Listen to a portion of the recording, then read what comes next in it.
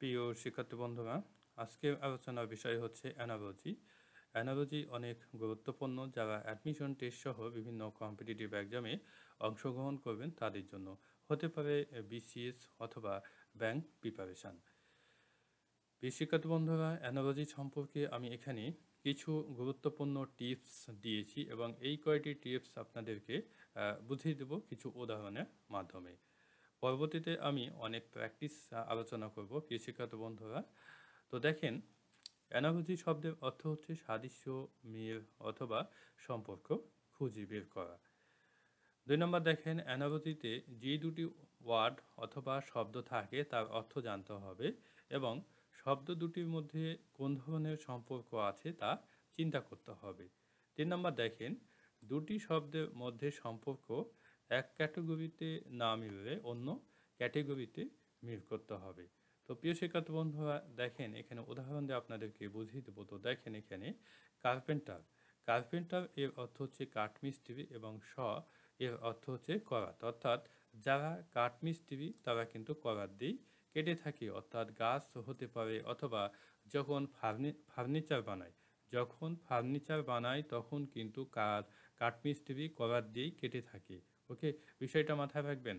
তো দেখেন আমি এখানে একটা কথা বলেছিলাম যে অ্যানালজিতে যে দুটি শব্দ থাকে তার অর্থ জানতে হবে।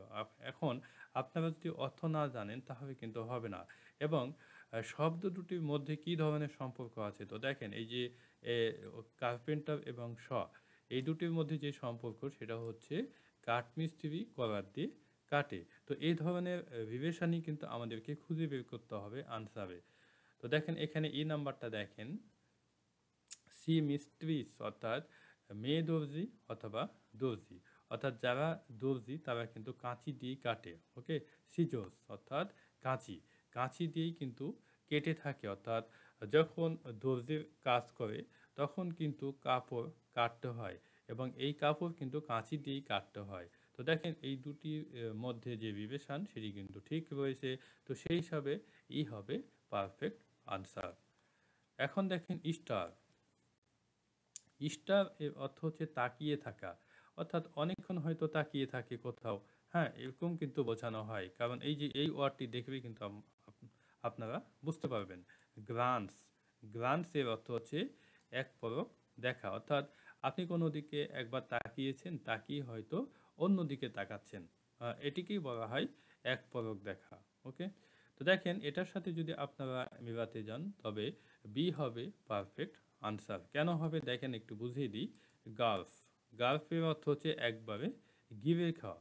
একবারে গিলে খাওয়া, হয়তো আপনি কোনো খাবার খাচ্ছেন, আপনি না চিবিয়ে আপনি একবারে গিলে খান। হ্যাঁ, একবারে গিলে খান। এবং দেখেন তাকিয়ে থাকা, একবারে গিলে খাওয়া, এই দুটির মধ্যে কিন্তু সম্পর্ক রয়েছে এবং একই ধরনের মানে যে বিবেচন বা একই ধরনের যে সেন্স সেটি কিন্তু বোঝায়। গ্লান্স এর অর্থ হচ্ছে এক পলক দেখা, আর শিফ এর অর্থ হচ্ছে অল্প অল্প করে গিলে খাওয়া। এক পলক দেখা, অল্প অল্প করে গিলে খাওয়া। দেখেন এই যে স্টার এবং গ্লান্স, হ্যাঁ, এই দুটির মধ্যে যে বিবেচন এবং গালফ ও শিপের মধ্যে যে বিবেচন, এই দুটি কিন্তু মিলে যায় এবং সেই হিসাবে বি হবে পারফেক্ট আনসার। এখন দেখেন উড।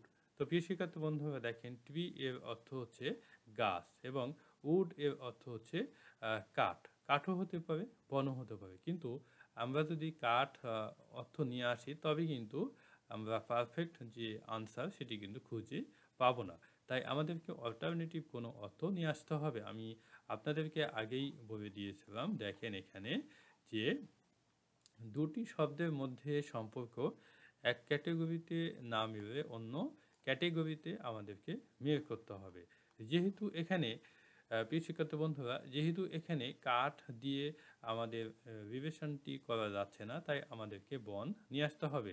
তো দেখেন এখানে অনেকগুলো গাছের মাধ্যমে কিন্তু বন তৈরি হয়, তাই না? অনেকগুলো গাছ হয়তো এক জায়গাতে যদি আপনি লাগিয়ে থাকেন তবে সেটি একটা বন হয়ে যাবে। অনুরূপভাবে দেখেন এই যে নাম্বার যে আনসার, প্লেয়ার অর্থাৎ খেলোয়াড়, অনেক খেলোয়াড়ের মাধ্যমে কিন্তু টিম গঠন হয় বা একটা দল গঠন হয়। এখন আপনি যদি একটা প্লেয়ারের মাধ্যমে টিম গঠন করতে যান তাহলে তো হবে না, তাই না? আপনাদেরকে অনেক কয়টি প্লেয়ারের মাধ্যমে একটা টিম গঠন করতে হবে। অর্থাৎ এই যে ট্রি এবং উড অনুরূপভাবে পেয়ার অ্যান্ড ট্রিম এই দুটির মধ্যে কিন্তু বিবেচন রয়েছে। তো সেই হিসাবে এই হবে পারফেক্ট আনসার। এখন দেখেন হেন এবং রুস্টার। হেন এর অর্থ হচ্ছে মুরগি, আর রুস্টার এর অর্থ হচ্ছে মোরগ। তো প্রিয় শিক্ষার্থী বন্ধুরা দেখেন, মুরগি হচ্ছে স্ত্রী লিঙ্গ এবং রুস্টার অর্থাৎ মোরগ হচ্ছে পুরুষ লিঙ্গ। তো অপোজিট ওয়ার্ড কিন্তু রয়েছে, তাই না? অপোজিট ওয়ার্ড এখানে রয়েছে বা অপোজিট লিঙ্গ এখানে রয়েছে। তো সেটি কিন্তু আমাদেরকে খুঁজে বের করতে হবে আনসার থেকে। তো দেখেন এই যে ডাক, ডাকের অর্থ হচ্ছে পাতি হাসি বা হংসী। এটা হচ্ছে স্ত্রী লিঙ্গ, অর্থাৎ হেন বা মুরগির সাথে সম্পর্ক রয়েছে। এবং দেখেন এখানে রুস্টার মোরগ এবং ড্রেক এর অর্থ হচ্ছে হংস, অর্থাৎ মোরগও হচ্ছে পুরুষ লিঙ্গ এবং ড্রেক বা হংস এটিও হচ্ছে পুরুষ লিঙ্গ, এবং এই দুটি মিল রয়েছে। অর্থাৎ কৃষিগত বন্ধুরা হেন এবং রুস্টার এই দুটির মধ্যে যে ধরনের সম্পর্ক রয়েছে, ডাক ও ড্রেক এর মধ্যেও কিন্তু সেই ধরনের সম্পর্ক রয়েছে। তো সেই হিসাবে সি হবে পারফেক্ট আনসার। কৃষিগত বন্ধুরা আজকে এই পর্যন্ত। বেস্ট অফ লাক, ভালো থাকবেন। আল্লাহ হাফিজ।